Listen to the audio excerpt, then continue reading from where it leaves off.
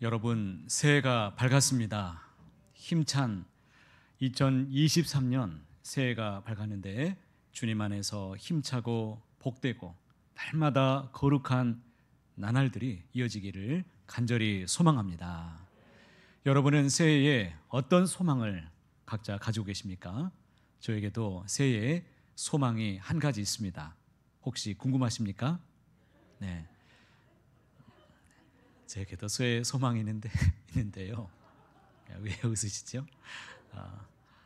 지금도 예수님을 너무너무 사랑합니다. 예수님이 없으면 저는 단 하루도 살 수 없는데, 만약에 저에게 소망이 무엇이냐고 물으신다면 올해도 예수님을 이전보다 더욱 사랑하는 것이 저의 소망입니다. 정말 이 소망 가지고 예수님밖에 없습니다. 여러분, 주 예수보다 더 귀한 것은 없는 줄 믿고 예수님을 사랑하고 더욱 의지하면 우리 하나님께서 더욱 귀하게 우리를 복되고 사랑하는 은혜로 꼴을 먹여주실 줄을 믿습니다. 여기 계신 모든 분들이 이전보다 더욱 예수님을 사랑하는 귀하고 놀라운 은혜가 항상 임하기를 간절히 원합니다. 여러분, 우리 인생과 이 마라톤에는 유사점이 참 많이 있습니다. 이 유사점이 5가지가 있는데, 첫째는 처음에 너무 빨리 달리다 보면 이 사람은 절대로 1등 할 수가 없습니다. 마찬가지로 우리 인생도 힘을 비축해 가면서 꾸준히 달리는 것이 중요합니다. 꾸준히 달리다 보면 반드시 영광의 면류관을 우리가 차지하게 될 줄로 믿습니다. 또 두 번째는 이 레이스 도중에 반드시 고난의 언덕을 만난다는 거예요. 달리다 보면 고난의 언덕을 만나게 되는데, 우리도 인생 살다 보면 이 고난의 언덕을 우리도 늘 만나게 됩니다. 그럴 때 인내하고 참고 견디는 그 사람이 끝까지 완주하게 될 것입니다. 그리고 또 레이스 도중에는 이 중간에 물을 먹을 수 있도록 준비해 주는 그 코너가 있습니다. 선수들이 달리다 보면 자기의 이 페이스를 유지하기 위해서, 재충전을 위해서 물을 마시게 되는데, 우리도 삶의 여유가 때로는 필요합니다. 인생의 재충전에 시간이 필요한데, 우리가 너무 앞만 보고 달려서는 안 되고, 또 주일에 안식하면서 하나님의 공급해 주시는 말씀으로 재충전을 받고 안식하면서 참다운 주님과 동행하는 그런 인생이 우리의 인생인 줄 믿습니다.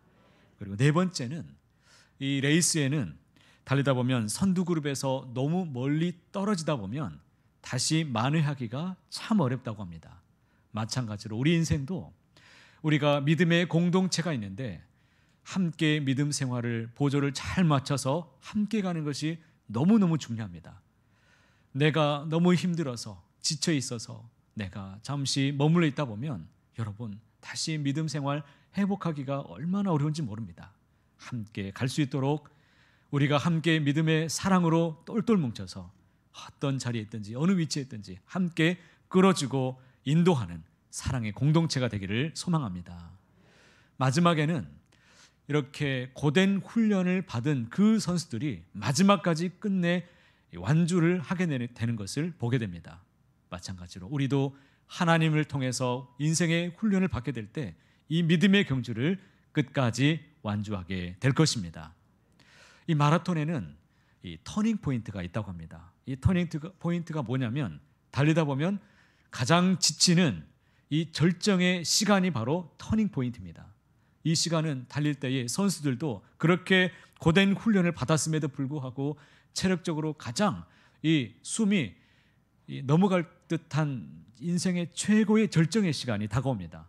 그럴 때 결정한다는 거예요. 내가 끝까지 달릴 것인가, 아니면 내가 여기서 멈출 것인가를 판단하는데, 거기에서 자기를 그때 견디는 자들이, 이기는 자들이 결국 자기를 이기고 끝까지 경주를 완주하다라는 거예요. 그래서 터닝 포인트라고 말합니다. 여러분, 우리 또한 어떤 자리에 있든지 어느 위치에 있든지 상관없이 우리도 끝까지 지치지 말고 믿음의 경주를 잘 완주하게 되시기를 간절히 소원합니다. 오늘 말씀도 보니까 성경에 보면 우리 신앙생활을 달리기 경주에 성경이 많이 비유하고 있습니다.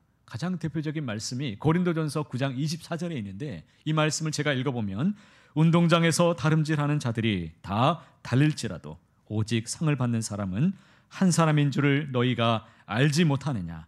너희도 상을 받도록 이와 같이 다름질하라. 이렇게 말씀합니다.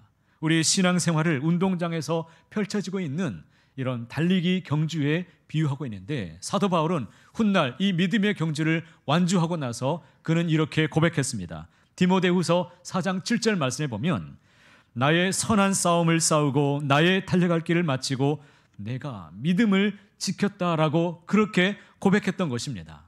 여러분, 올 한 해도 내게 주어진 모든 상황 속에서 우리 하나님을 바라보면서 믿음의 경주를 잘 완주해내시기를 간절히 소망합니다. 오늘 말씀의 1절 말씀을 보면 이러므로라고 시작하고 있습니다. 여러분, 이러므로라는 이 말씀은 전장인 히브리서 11장의 결론에 대한 말씀이 이제 12장에서 내려지고 있는 것입니다. 히브리서 11장은 잘 아시는 바와 같이 믿음장입니다. 믿음의 선진들이 어떻게 믿음으로 살아왔는지를 자세하게 열거한 다음에 오늘 말씀 12장에 보니까 이러므로라고 말하면서 우리 또한 이 믿음의 선진들을 본받아서 믿음의 본을 받아 어떻게 믿음 생활을 우리가 감당해야 될 것인가에 대해서 자세히 가르쳐주고 있는 말씀이 믿음의 이 믿음장인 이어서 이어지는 히브리서 12장입니다. 이러므로 이어지는 말씀에 보니까 우리에게 구름같이 둘러싼 허다한 무엇이 있으니 증인들이 있으니라고 말씀하고 있습니다. 그러니까 여기서 말하는 구름같이 둘러싼 허다한 증인들이 누구냐면 우리보다 먼저 신앙의 경주를 잘 달려서 마친 이 믿음의 선배들을 가리키고 있습니다. 이번 월드컵에서 16강을 우리가 진출했을 때 선수들이 했던 말을 저는 지금도 잊을 수가 없습니다.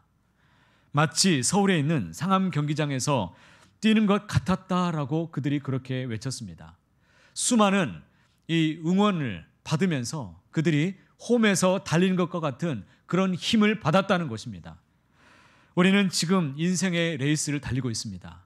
그곳에서 인생의 경주를 하고 있는데, 그런데 관중석에서 우리보다 먼저 달리기 경주를 마친 믿음의 선배들이 우리를 위해서 지금 관중석에서 응원하고 있다는 것입니다.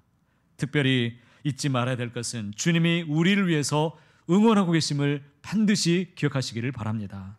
주님이 중보자가 되셔서 나를 위해서 지금도 간구하시고 완주할 수 있도록 우리를 위해서 응원하고 계시다라는 사실입니다.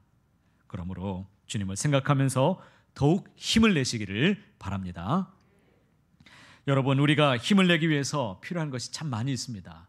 때로는 물질도 필요하고 우리는 건강도 필요하지만 여러분, 모든 것의 기초인 이 영적인 이 기반을 더욱 단단히 세우는 한 해가 되시기를 축복합니다. 이 영적인 기반, 이 영적인 기초를 우리가 단단히 세우게 되면 마치 이 고구마 줄기처럼 그것을 캐내면 고구마들이 줄줄줄 따라오는 것처럼 복과 은혜가, 건강도, 물질도, 내가 구하는 모든 은혜들이 줄지어서 계속해서 따라올 줄 믿습니다. 그러므로 무엇보다도 중요한 이 영적인 기반을 세우는 한 해가 되시길 바랍니다. 그럼 어떻게 하면 우리가 영적인 기반을 반듯하게 세울 것인가? 그 첫 번째가 오늘 말씀한 바와 같이 우리가 풍성한 삶을 누리기 위해서는 불필요한 것들을 벗어버려야 된다는 것입니다. 여러분, 1절 말씀을 함께 소리내서 읽도록 하겠습니다. 모든 무거운 것과 얽매이기 쉬운 죄를 벗어버리고. 여러분, 달리기 경주를 할 때 선수들이 최대한 가볍게 하고 무거운 것을 다 벗어버리고 달리는 것처럼 우리도 믿음의 경주에 있어서 우리에게 불필요한 것들을 벗어버리고 달려야 된다라는 말씀입니다. 여러분, 황영조 선수가 마라톤에서 우승할 때 신었던 운동화가 얼마짜리인 줄 아십니까? 2억 원짜리입니다. 그만큼 연구에 연구를 거듭하면서 인체공학적으로 가장 가볍게, 무게도 가장 최적화시켜서 가볍게 하며 달리도록 만들었을 것입니다. 이와 마찬가지로 우리도 달릴 때 무거운 것들은 다 벗어버려야 된다는 것입니다. 그렇다면 여러분, 무거운 것은 도대체 무엇을 의미하는 것일까요? 우리의 영적인 삶에 있어서 방해되는 것들, 하나님을 바라보고 믿음 생활하는데 하나님과의 관계에 있어서 멀어지게 만드는 이런 방해되는 것들이 다 여기에 포함되는 무거운 것들입니다. 일상생활에서 그것들을 쉽게 찾아볼 수 있는데 우리의 일과 또 어떤 취미생활 그리고 텔레비전 이런 것들이 어쩌면 우리의 믿음 생활에 있어서 불편하게 만드는 무거운 것들로 작용할 수가 있습니다. 여러분, 예배 시간과 어떤 텔레비전, TV 프로그램하고 내가 잘 보는 것과 겹쳤을 때 여러분 어떻게 하시겠습니까? 예배에 나오시겠습니까? 당연히 여기 계신 분들은 믿음이 아주 출중하기 때문에 이런 질문은 바보 같은 질문이죠. 여러분, 주일날에 그러면 등산이 약속이 잡혔습니다. 예배 시간과 겹쳤습니다. 그러면 어떻게 하시겠습니까? 예배에 나와야 되죠. 이게 영적인 기초입니다. 만약에 골프나 낚시 이 시간들이 만약에 약속이 잡혔다 그러면 최우선 순위를 주님께 두고 여러분 무거운 것들은 영적인 생활에 방해되는 것들은 조정하시든지 다 벗어버려야 된다는 것입니다. 예배 생활도 마찬가지입니다. 여러분, 예배에 지금 참여하고 있다고 해서 모두가 다 그러면 무거운 짐을 다 내려놓고 있느냐? 그렇지 않은 분들도 참 많이 있습니다. 생각 가운데 여전히 무거운 짐을 내려놓지 못하고 있는 분들이 참 많이 있습니다.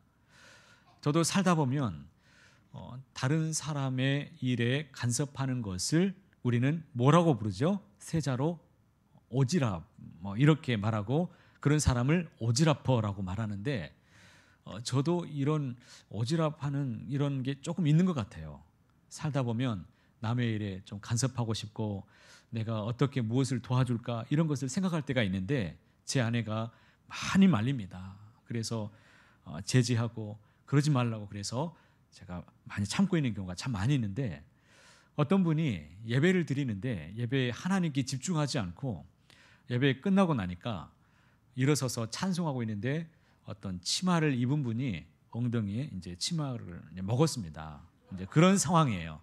그런데 이분이 아주 남의 일에 참견을 잘하는 분이에요. 이제 이것을 어떻게 하면 빼줄까 고민했던지 손을 대서 이렇게 빼줬습니다. 이제 치마를 빼줬어요. 그래서 이 앞에 계신 분이 놀래가지고 어머 왜 그러세요? 그랬더니 이분이 놀래가지고 다시 치마를 엉덩이에 다시 넣어줬어요. 절대로 있을 수 없는 일입니다. 절대로 남의 일에 간섭하지 마세요. 예배에만 집중하세요. 왜 남의 일에 참견하고 제발 시험 들게 하지 말고 정말 주님의 일에 이것들이 다 무거운 짐이에요. 간섭하지 말고 여러분 무거운 것들을 다 올해는 다 벗어버리고 내려놓으시길 바랍니다. 또 내려놓지 못하는 내 욕심이나 욕망 또 내가 생각하는 내 계획도 여기에 포함될 수가 있습니다. 몽골에서 사역했던 이영규 선교사님이 썼던 이 내려놓음이라는 책에 보면 이 2살짜리 아들이 당시에 있었을 때 가게에 갔는데 이 아들이 이 버즈라는 장난감을 가지고서 토이스토리에 나오는 버즈 장난감을 품에 꼭 안고 이것을 갖고 싶어서 이것을 가지고 밖에 나가려고 했습니다. 여러분 밖에 나가려면 반드시 무엇을 해야 됩니까? 계산대에 올려놓고 계산해야 돼요. 계산하면 자기 것이 됩니다. 그런데 점원이 계산대에서 이것을 집으려고 하니까 이 아이가 안 뺏기려고 꽁꽁 붙잡고 울고 불고 난리를 쳤던 거예요. 그래서 하는 수 없이 무엇을 했냐면 이 계산대 위에 아이가 품에 안고 있는 장난감을 그대로 아이와 함께 올려둘 수밖에 없었습니다. 여러분, 하나님께서 우리에게 주시는 영적인 선물도 이와 마찬가지입니다. 우리는 내려놓으면 그것이 빼앗긴다고 생각하는데 우리는 우리가 붙잡고 있는 모든 것들이 여러분 우리 스스로 해결할 수 없는 것들이 더 많이 있습니다. 그 붙잡고 있는 것들을 가지고 하나님께 나와서 그것을 하나님께 내어놓을 때 우리는 진정으로 해결받을 수가 있습니다. 그것처럼 여러분 그때 비로소 진짜 내 것이 될 수 있다라는 것입니다. 그렇기 위해서는 잠시 그것을 하나님께 내려놓는 과정이 반드시 필요하다라는 것입니다. 우리의 계획이나 내가 가지고 있는 염려, 내 모든 생각들, 무거운 짐들을 다 주님께 내려놓으시고 항상 주님만 바라보며 나가게 되시기를 바랍니다. 또한 얽매이기 쉬운 죄를 벗어버리라라고 말씀하고 있습니다. 여기서 헬라어로 이 죄라는 뜻이 이 하말티아라는 이 단어를 쓰고 있는데 그 뜻은 관역에 빗나가다라는 뜻을 갖고 있습니다. 그러니까 하나님 중심에서 멀어져 버린, 빗나간, 멀리 멀어진 우리의 모든 삶이 죄다라고 말씀하고 있습니다. 우리에게는 하나님으로부터 멀어지려고 하는 이 죄의 본성이 우리 안에 다 있습니다. 때때로 살아가면서 하나님과 멀어지게 만드는 교만이 싹틀 때가 있고, 나태하게 만들고 게으르게 만들고 영적으로 무기력하게 만들고 주의 말씀에 대해서 불순종하게 만들고 의심하게 만드는 이와 같은 영적인 장애물들이 우리 앞에 가로막고 있을 때 신속히 그것을 벗어버리고 불신앙의 요소들이 우리의 발목을 붙잡지 않도록 항상 주 안에 살게 되시기를 축복합니다. 더욱 적극적으로 오히려 나아가서 기도와 말씀의 자리로 올해는 더욱 가까이 나아가서 하나님이 주시는 그 은혜로 풍성하게 되시기를 축복합니다. 더 가까이 나오시기 바랍니다. 영적인 자리에, 말씀의 자리에, 예배의 자리에 여러분 항상 나와서 기도하며 주님의 은혜를 받아 누리시기를 바랍니다. 두 번째는 영적인 기반을 단단히 세우려면 두 번째로 우리 주님처럼 끝까지 인내할 수 있어야 됩니다. 여러분 1절 하반절에서 2절 말씀을 이어서 보면 인내로서 우리 앞에 당한 경주를 하며 2절에 그는 그 앞에 있는 기쁨을 위하여 십자가를 참으사 부끄러움을 개의치 아니하시더니 하나님 보좌 우편에 앉으셨느니라 말씀합니다. 여러분 예수님께서도 인내로서 믿음의 경주를 달리셨다라고 지금 말씀하고 있습니다. 앞에 닥친 온갖 고난과 그런 십자가를 인내로서 경주를 완주할 수 있었다라는 것입니다. 참고 견디신 이유가 무엇입니까? 여러분 그 부끄러움을 견디신 이유가 무엇입니까? 그것은 저와 여러분을 살리기 위해서, 우리에게 생명을 주시기 위해서, 구원하기 위해서 우리 주님이 끝까지 참으시고 우리 하나님 보좌 우편에 앉으신 줄을 믿습니다. 여러분 끝까지 주님과 같이 인내할 수 있기를 바랍니다. 미국의 스탠퍼드 대학의 심리학과의 캐서린 콕스라는 이 교수가 그의 팀과 함께 한 가지 연구를 했는데 역사상 가장 위대한 업적을 남겼던 이 사람들 중에 301명을 대상으로 이 사람들이 연구를 했습니다. 보통 사람들과 무엇이 달랐기에 이 사람들은 이런 뛰어난 업적을 남길 수가 있었는가, 이에 대해서 조사를 해보았더니 두 가지가 크게 공통점이 이 사람들에게 있었습니다. 그러니까 보통 사람들과 차이가 이 두 가지가 있었는데 그것이 첫 번째 무엇이었냐면 그들에게는 열정이 있었습니다. 열정이 있었어요. 두 번째로 그 사람들이 그 어떤 것도 포기하지 않는 이 끈기가 있었습니다. 쉽게 좌절하지 않고 넘어져도 일어서는 이 끈기가 그들에게 있었다는 것입니다.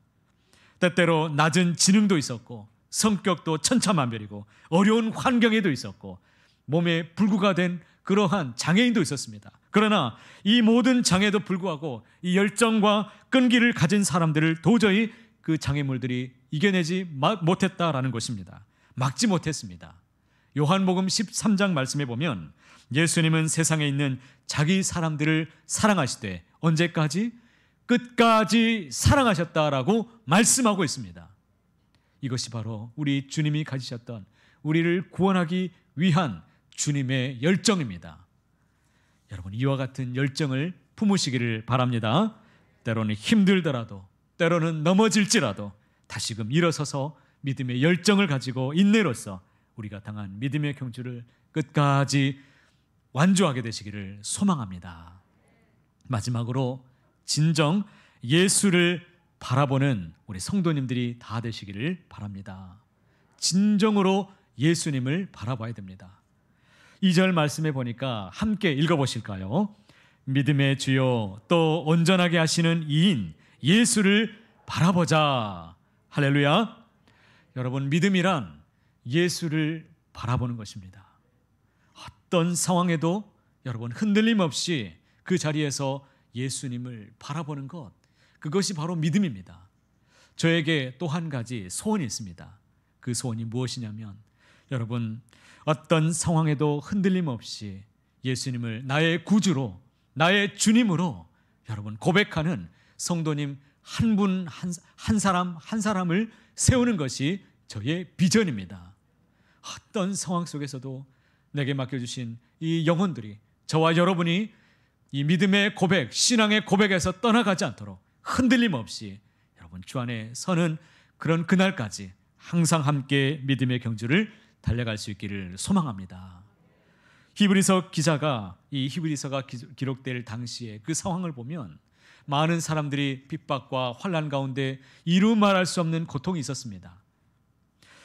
그 고통으로 인해서 믿음을 잃고 방황하면서 길을 잃고 헤맸던 사람들이 얼마나 많은지 모릅니다. 어디로 가야 될지 모르는 그 상황 속에서 그 히브리서 기자가 오늘과 같은 말씀을 통해 외치고 있습니다. 믿음의 주여 온전하게 하시는 이인 예수님을 바라보십시오.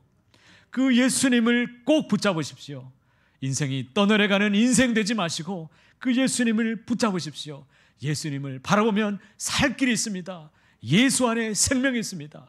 예수님만 붙잡으세요 라고 그렇게 외쳤던 것입니다. 여러분, 우리가 무엇을 바라보느냐에 따라서 우리의 인생이 때로는 결정될 수도 있습니다. 구두 닦는 사람은 지나가는 사람의 구두만을 바라보게 될 것입니다. 또 헤어 디자이너는 지나가는 사람의 헤어스타일이 눈에 보여질 것입니다. 고 김영삼 대통령은 어릴 때 책상에 그가 썼던 것이 미래의 대통령이라고 그가 글을 써놓고 항상 바라보면서 살았던 것처럼 여러분, 우리도 항상 바라봐야 될 대상이 있다면 그것이 바로 예수 그리스도이신 줄을 믿으시기를 바랍니다. 제가 대학교 1학년 때 일반 대학에 이제 들어가게 되었는데 그때 상황이 좀 많이 어려워지게 됐습니다. 그래서 한 학기를 마치고 제가 휴학을 하게 됐는데 그냥 휴학이 아니라 자퇴나 다름이 없었습니다. 이제 제가 생각했을 때는 이제 저는 공부하기는 틀렸다라고 그때 생각을 했었습니다. 여러분, 제가 이남 일녀 중에 형제가 있는데 제가 몇째인 줄 아십니까? 사람을 외모로 보지 말라고 그랬습니다. 여러분, 절대 저 그런 사람 아니에요. 제가 몇째일까요? 장남이에요. 그래도 장남입니다. 왜 놀라세요? 놀릴 일이 아닌데 제가 장남인데요.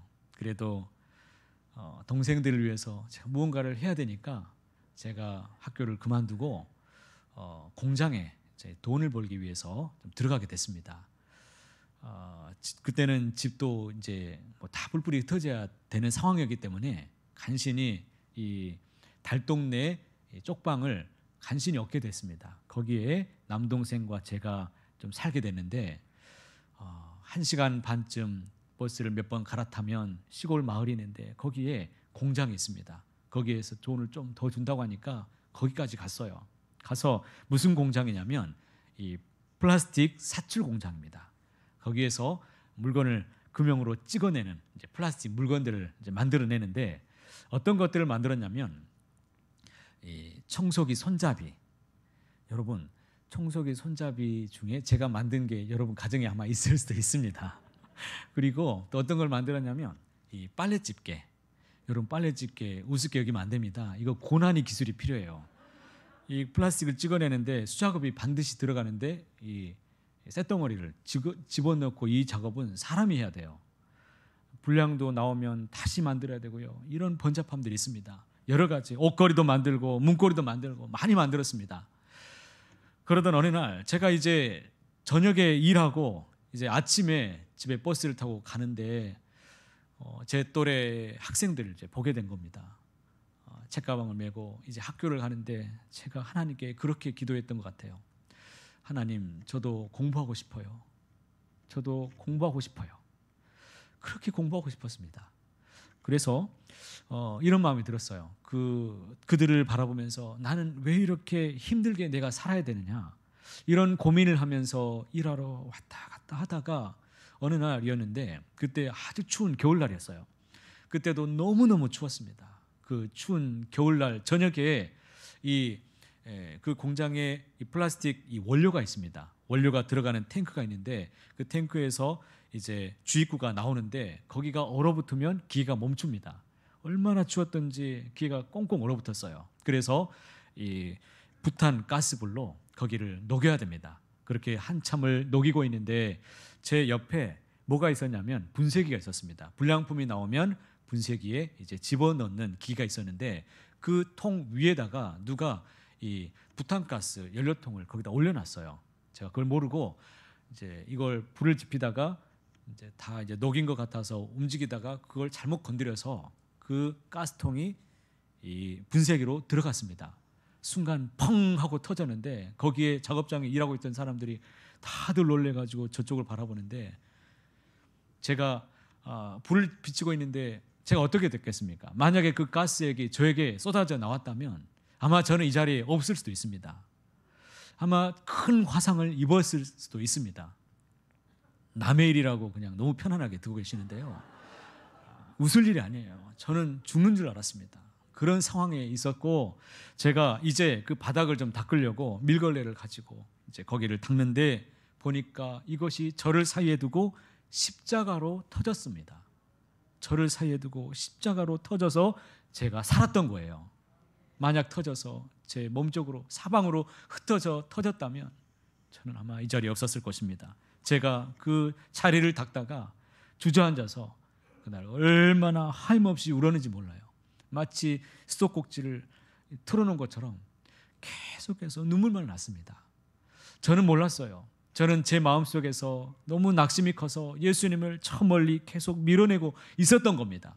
그런데 그 주님이 저를 살리기 위해서 저와 함께 계셨고 십자가로 항상 저를 응원해주고 있었습니다. 영준아 열심히 달려라. 내가 너와 함께하고 있다. 응원하고 계셨던 분이 우리 전능하신 주님이셨습니다. 여러분 예수님을 바라보십시오.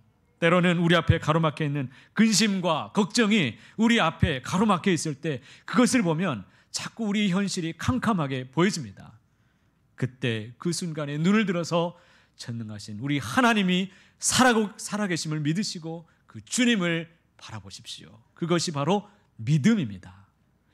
여러분 때로는 마귀는 하나님을 바라보지 못하도록 담장을 쳐놓고 계속해서 염려를 보라, 근심을 보라, 넌 이제 다 끝났다, 희망이 없다, 너는 끝이다라고 계속 우리에게 속삭이면서 낙심을 주지만 더더욱 우리 건너편에 있는 희망을 주시는 주님 안에서 살기를 원합니다. 모든 것이 다 끝났다라고 생각하는 그 순간에 여러분 끝난 것이 아닙니다. 그 순간 주님이 일하시는 것입니다. 모든 것이 끝났다라고 생각하는 그 순간에 주님이 일하실 그때가 된 것입니다. 주님과 함께 하시기를 바랍니다. 사랑하는 성도 여러분, 믿음은 어떤 상황에서도 예수님을 바라보는 것입니다. 내 낙심의 자리에서 나를 두렵게 만드는 그 환경 속에서, 어렵게 만드는 그 관계 속에서, 사랑하는 이를 잃어버렸던 그 상황 속에서 주님을 여전히 바라보고 믿음으로 나아가는 것이 바로 예수님을 바라보는 것입니다. 올 한 해 우리의 인생의 해답이 되시는, 문제를 해결하시는 전능하신 하나님을 바라보시기를 바랍니다. 그래서 믿음의 경주를 끝내 완주하시고 주님 앞에 기쁨을 안겨드리고 면류관을 올려드리는 저와 여러분, 우리 서강교회 모든 성도님들이 다 되시기를 높으신 주님의 이름으로 간절히 소원합니다.